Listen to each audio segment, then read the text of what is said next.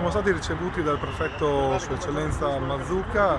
abbiamo portato a termine la missione che ci eravamo dati, che era quella di portare all'attenzione del Presidente della Repubblica il tratto della 4 che va completato. Siamo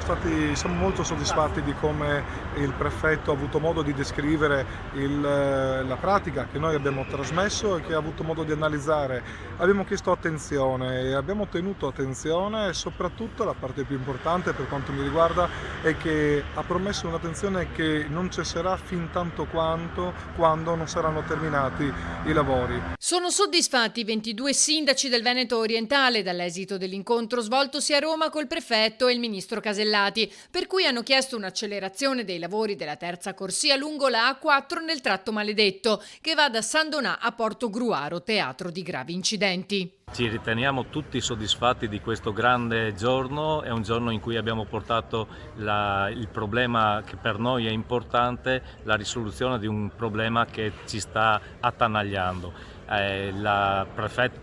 prefetto